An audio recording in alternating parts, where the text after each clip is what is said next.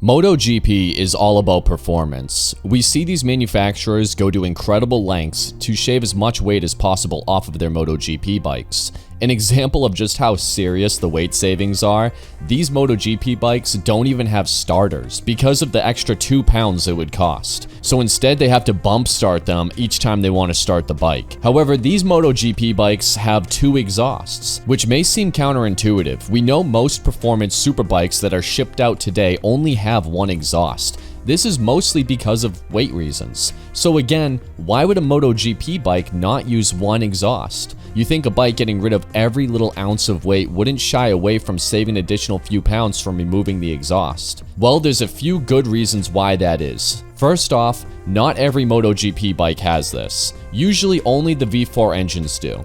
That is because with a V engine, you have 2 cylinder heads. One is towards the front of the bike and the other is towards the rear.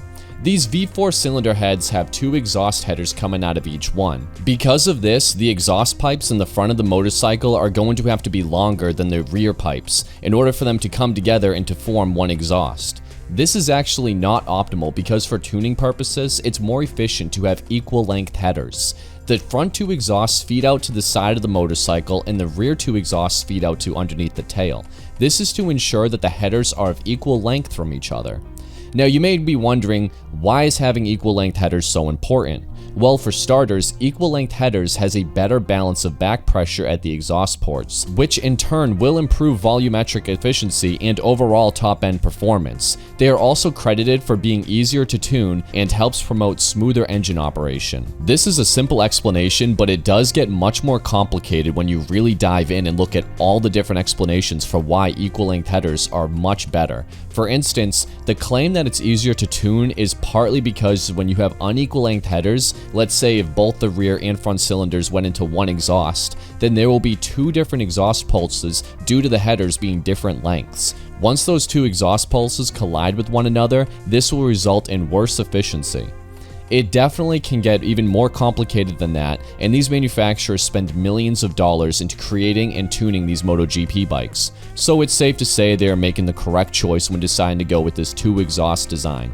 The weight savings they would have from combining both exhausts into one is not enough of a benefit to sacrifice the better tuning and efficiency of the equal length header setup. Also, as a side effect to having this, we get an insanely cool iconic MotoGP exhaust look as well as a better sound. Although that's more of a happy accident as a result of a more efficient and better exhaust system. Now earlier when I mentioned that not all MotoGP bikes have this, that is true.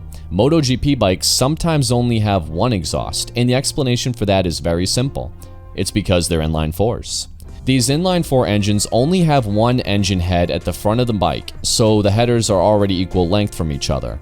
Now to add a bow to this video, I wanted to preemptively answer a question I think some of you may have, and that is, why don't manufacturers do equal length headers on their street legal bikes, such as the VFR 800 for instance? They only have 1 exhaust. Now the reason why manufacturers don't bother with equal length headers is basically because of cost, and of course packaging and actually weight too. The performance benefits for a MotoGP bike looking to shave a fraction of a second off of a lap time is much different than a street bike trying to sell for the best value possible. We also need to remember that street legal motorcycles have to pass emission standards with catalytic converters and other restrictions. Equal length headers on a street legal bike with all these restrictions would have little to no benefit at all, and the cost and weight would just be increased, which would hurt sales and is just not worth it for road bikes. The weight gain on a 2 exhaust system with equal length headers is much more significant on a street legal bike. As mentioned before, we would need double the amount of catalytic converters. Catalytic converters are expensive and they weigh a lot. It adds a lot of weight and cost, a significant amount. MotoGP bikes don't have these restrictions. They don't need catalytic converters. So it's not as big of a deal as the weight penalty is not quite as significant. That's why we never see this type of exhaust setup on street legal bikes outside of aftermarket support, which deletes the cats. Anyway, that's the reason why manufacturers use 2 exhausts on their V4 engines on their MotoGP bikes. It's all about those equal length headers. I hope you guys enjoyed this quick explanation. If you guys are hungry for more content, you should really check out my video I just made on Honda's RC213VS, a street legal MotoGP bike. I also have an interesting video talking about the death of the 600 class. And if you guys like history, then you should check out my 35-minute history video on Suzuki's GSX-R. Anyway, thank you all so much for watching.